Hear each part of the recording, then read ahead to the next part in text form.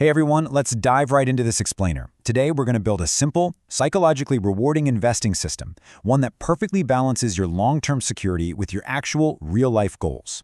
You know, as a financial mentor, I see so many beginners do the heavy lifting of setting up their investments only to just lose steam. It happens all the time. So today, I'm going to guide you step by step through a system designed to fix exactly that.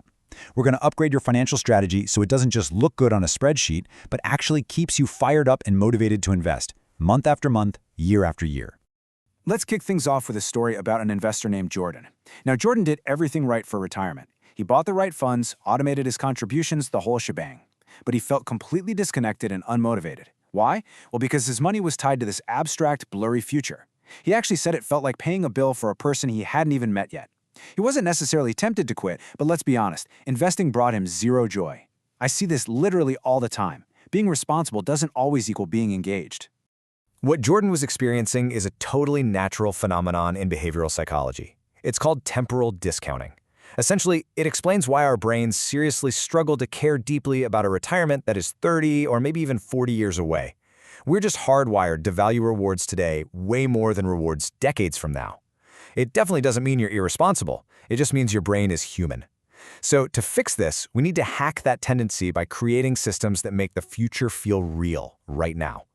So here's our workshop roadmap for today. We'll cover 1. Why retirement isn't enough. 2. The two buckets, which we'll call the pantry and the fridge. 3. Defining your life goal. 4. Balancing risk and time. 5. Setting your investment rules. And finally, number 6, maintaining emotional discipline. All right, starting with Section 1, why retirement isn't enough and what we call the motivational void. Moving right along to Section 2, the two buckets, the pantry and the fridge. Okay, I want you to think of your investing system exactly like a kitchen. Your retirement bucket, that's the pantry. It holds your essential, long-term survival supplies that you build up steadily over decades. But your new life goal bucket, that is the fridge. It's for your everyday, fresh, medium-term essentials. You wouldn't mix your dry pantry goods with your fresh produce, right?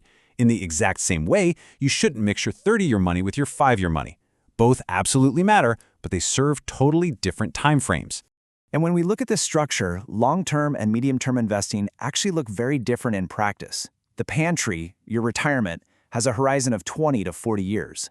It uses tax-advantaged accounts, and it can tolerate higher volatility because, well, time is on your side. Your fridge, on the other hand, that life goal bucket, has a much shorter horizon of about 3 to 15 years. It usually lives in a standard brokerage account, and because of that shorter timeline, it requires a much more conservative, stable risk dial. Section 3. Defining your life goal for that medium-term motivation. Before we start building this, we need to make sure you're actually ready to add a second bucket. We use a simple traffic light checklist for this. A red flag, that means you have high-interest debt or absolutely no safety net. If that's you, you've got to stop here and fix that first. A yellow flag means you might be tempted to raid your retirement or you just have way too many competing goals. But if you have a green flag, meaning a stable monthly routine and a realistic life goal that's 3 to 15 years away, you are greenlit and ready to proceed. So, assuming you've got that green flag, what does a realistic second bucket look like?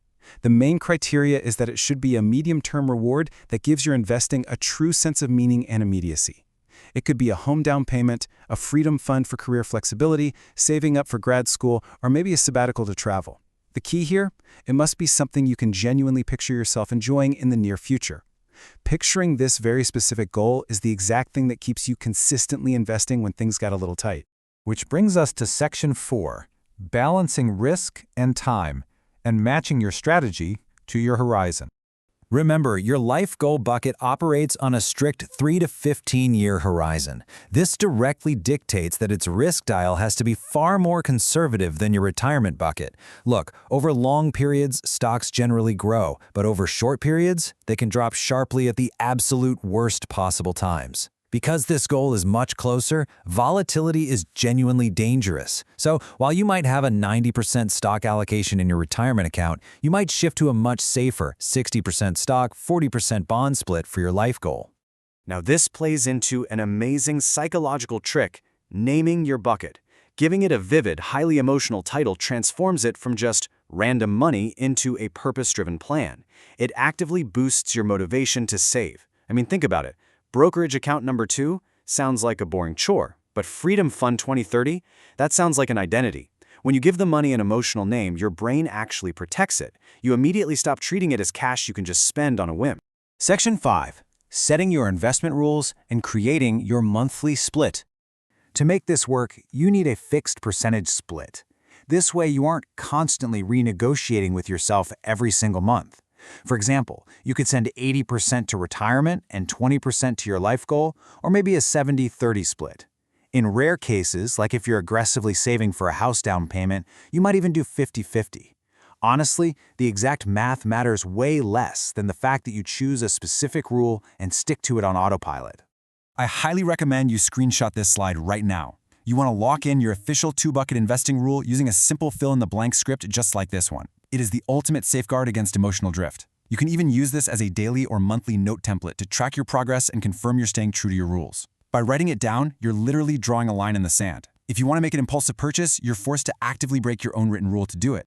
Now, to help you build these systematic habits without feeling totally overwhelmed, just follow this self-paced 7-day momentum checklist. Days 1 and 2, define your time horizons. Day 3, give your life goal an awesome emotional name. Day 4, choose your percentage splits. Day 5, confirm your account types. Day 6, write out that exact script we just reviewed. And finally, Day 7, put a date on the calendar to review your plan next year. Step by step, this is how you build a massive, unbreakable system. And finally, Section 6. Maintaining emotional discipline and reducing overwhelm. Here is the beauty of this entire setup. By strictly separating your money, you no longer have one terrifying blob of cash to panic over when the market dips. Instead, you have 2 entirely separate narratives. You have a long-term growth story in your retirement bucket, where time heals the volatility, and you have a heavily protected, conservatively allocated short-term goal in your life bucket. That mental separation, it drastically reduces your emotional overwhelm when you see red on your screen. When the market inevitably gets scary, use this helper question to anchor your values. What does this system say about the kind of life I want? Remind yourself that your Freedom Fund is about medium-term flexibility, not panic. This question helps perfectly match your life goals with your deepest personal values. Ask yourself, are you saving for status, or are you saving for optionality, peace, and family? Reconnecting with the why makes the how so much easier. And then, ask yourself this second question. What would future me thank me for funding today? Doing this directly aligned your present motivation with your future security. It completely bridges that gap created by temporal discounting we talked about earlier. It essentially forces you to have a conversation with your future self. Suddenly, skipping a random luxury purchase today doesn't feel like a punishment. It feels like a direct gift to the version of you 5 years from now who's taken that sabbatical or launching that business. Because at the end of the day, a plan you feel emotionally connected to is a plan you will actually follow for decades. So let me leave you with this. Are you going to keep paying bills for a stranger 30 years in the future, or are you finally ready to fund the exact life you want to live right now? Start your 7-day checklist today and just watch how quickly your financial motivation transforms.